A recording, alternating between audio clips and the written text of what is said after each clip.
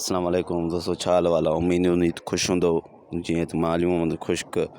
असांजो चाचो हाजी गुलाम मुस्तफ़ा ख़ुश्क वञे थो माशाल्लाह पंहिंजी सुहिणी सिंध धरतीअ ते वापसी अॼु रवानगी अथसि माशाल्लाह छुटी ते वञे थो पंहिंजे बचड़नि ॾे पंहिंजी धरतीअ ते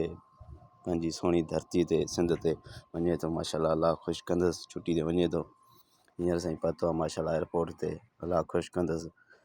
अथसि 9 बजे फ्लाइट अथसि माशाल्लाह 9 बजे अंदरि जहाज़ में चढ़ंदो तक़रीबन 9:30 बजे जहाज़ हितां रवानगी कंदो कराची तरफ़